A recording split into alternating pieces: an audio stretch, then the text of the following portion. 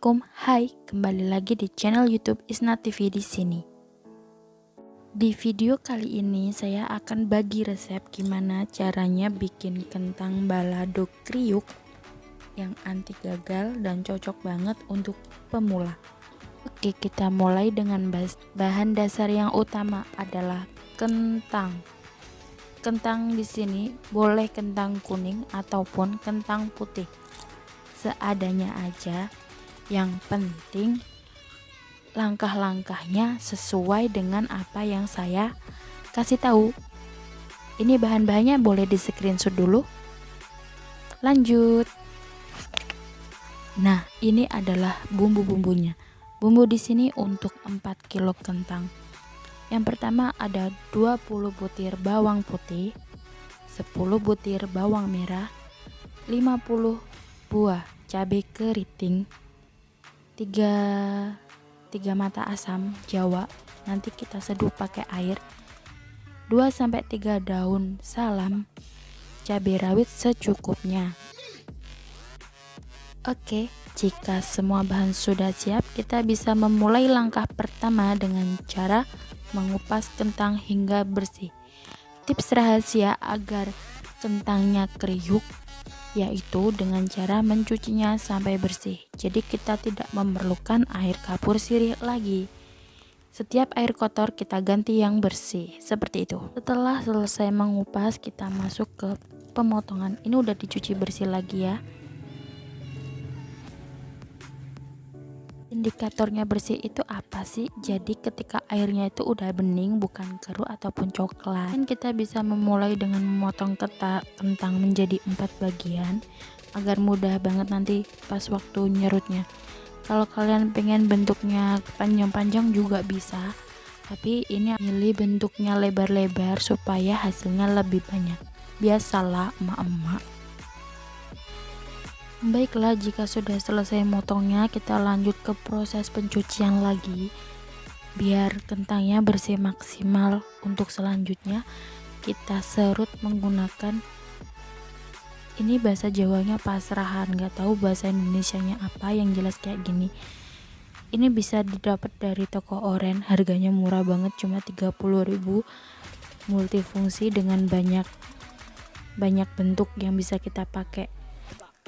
Nah, ini aku lebih milih ke bentuk yang lebar supaya hasilnya lebih banyak. Kan bentuk surutannya tebal tipisnya sama ya.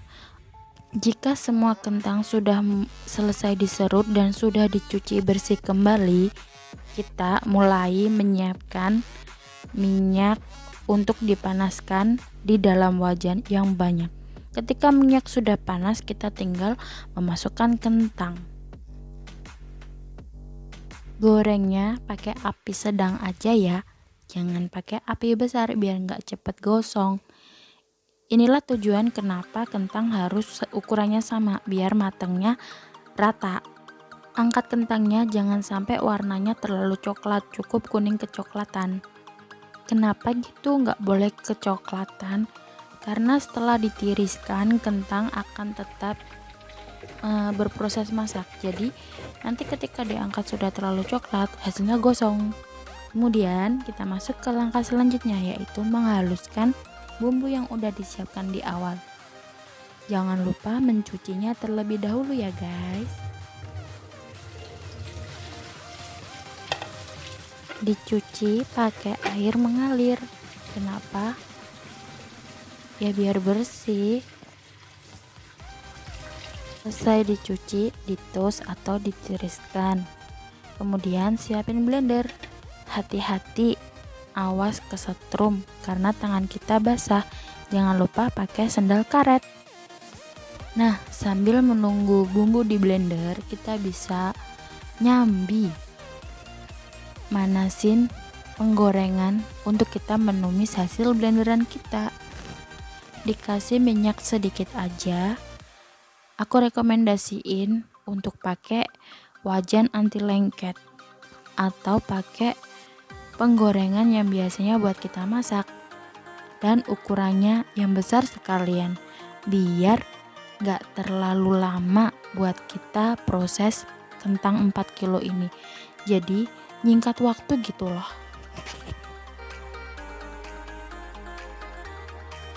Sambil menunggu bumbunya matang ataupun surut airnya, siapkan air asam. Kita masukkan air asamnya tadi ke dalam bumbu. Ini terdiri dari 3 mata asam, direndam pakai air hangat. Diambil sarinya aja, asamnya nggak usah dimasukin, oke? Baiklah, setelahnya kita bisa menyiapkan kembali garam, penyedap rasa, kaldu bubuk, dan juga gula. Untuk 4 kilo aku pakai garamnya cuma 1 sendok makan. Kaldu bubuknya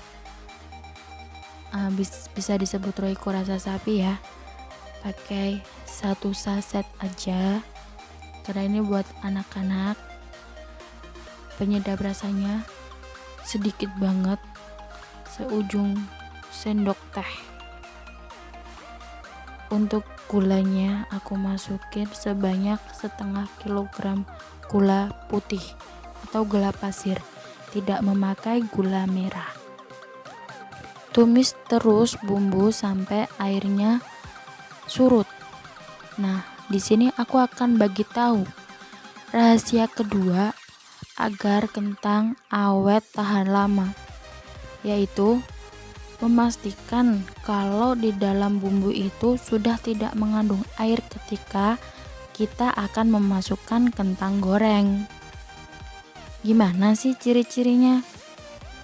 Pertama, kalau bumbu udah mengkaramelisasi. Kok bisa karamelisasi? Karena kita tadi udah kasih gula yang banyak. Ciri-ciri karamelisasi seperti apa?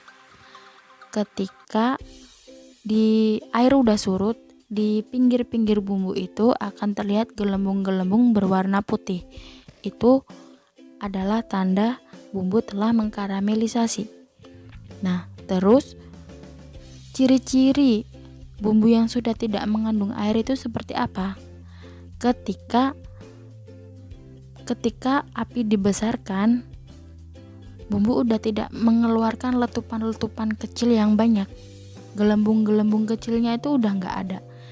Jadi dari api kecil ke api besar, bumbunya itu belenduk-belenduknya itu udah besar, melebar kayak gitu. Bukan lagi letupan-letupan kecil. Jangan sekali-kali mencoba memasukkan kentang kalau bumbunya itu belum pasti bebas dari air. Jadi pastikan dulu bumbunya bebas dari air baru dimasukkan kentangnya, supaya kentang kalian bisa tahan lama kriuknya. Nah, untuk video yang ini tuh airnya udah mulai surut tapi belum mengkaramelisasi. Jadi aku mau ambil sebagian bumbu dibagi 2. Tujuannya apa? Tujuannya untuk memudahkan kita saat proses mengaduk nanti, karena kita bikinnya kan 4 kilo. Jadi biar hasilnya rata, kita bagi kentangnya menjadi 2 dan bumbunya pun jadi 2. Dimasak terus sampai dia benar-benar mengkaramelisasi. Itu di bagian pinggirnya udah mulai ada gelembung-gelembung putih, tapi masih belum hilang airnya. Dimasak terus pakai api kecil, awas gosong. Nah, ini adalah penampakan video yang udah mulai mengkaramelisasi. Dan ketika apinya dibesarkan, letupannya itu kayak gitu loh, paham kan? Nggak kecil-kecil lagi, tapi belenduk dan minggir.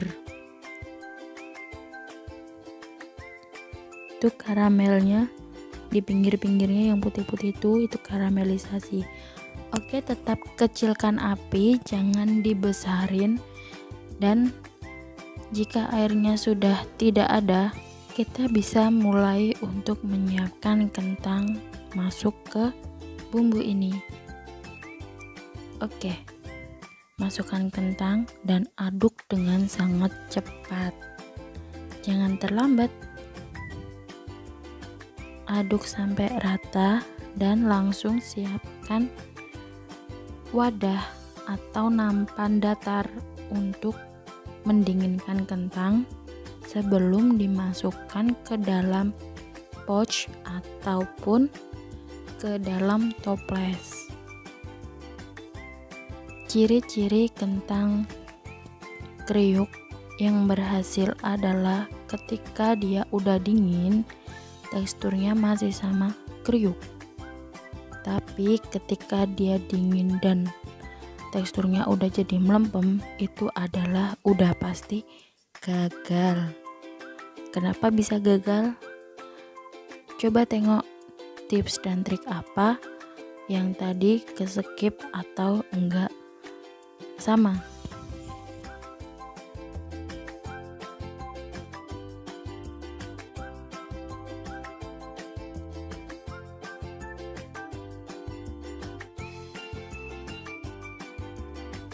Setelah kentang pertama selesai ditaruh di wadah datar, kemudian kita bisa mulai menyiapkan untuk kentang kedua. Caranya pun masih sama seperti yang pertama. Oke, jika semua sudah ditaruh di wadah datar, kita masuk ke proses selanjutnya, yaitu sisa bumbu yang tadi udah kita simpan, kita masukin ke penggorengan, kita masak lagi sampai dia tidak mengandung air, sama seperti yang awal tadi. Ketika udah tidak ada air di dalamnya, kita bisa masukin kentang lagi dan diaduk cepat. Seperti itu langkah yang harus kita lakukan. Ini juga bisa dibuat ide usaha loh, karena menurut aku rasanya ini juga enak. Dia bisa tahan sampai 2 bulan. Dengan catatan cara simpan, cara pembuatan, trik tipsnya benar. Biasanya kentang kriuk kayak gini tuh dijualnya lumayan mahal untuk ukuran 100 gram sampai 1 kilo. Ya mungkin karena memang bikinnya itu capek. Selain itu juga triknya banyak. Nggak semua orang bisa bikin. Ya wajar lah kalau harga jualnya jadi tinggi.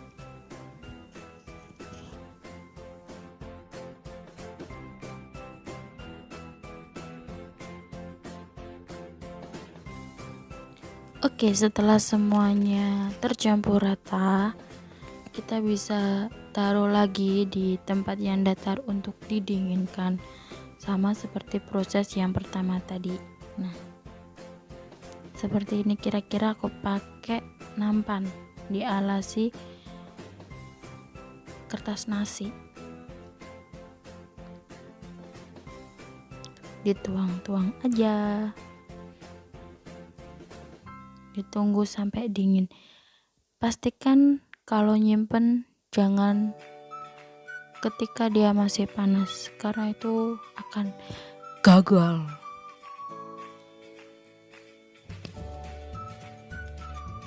Selanjutnya setelah dingin, seperti inilah kira-kira bunyinya ketika dia dimakan. Bisa didengarkan penampakannya seperti ini.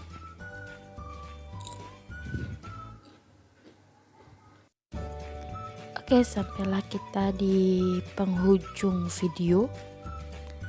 Resep dan rahasia sudah dibagikan. Jangan lupa di like, subscribe untuk support aku bikin konten-konten yang lainnya. Kalau pengen request apa, boleh tulis di komen. Terima kasih sudah nonton. Akhir kata, assalamualaikum.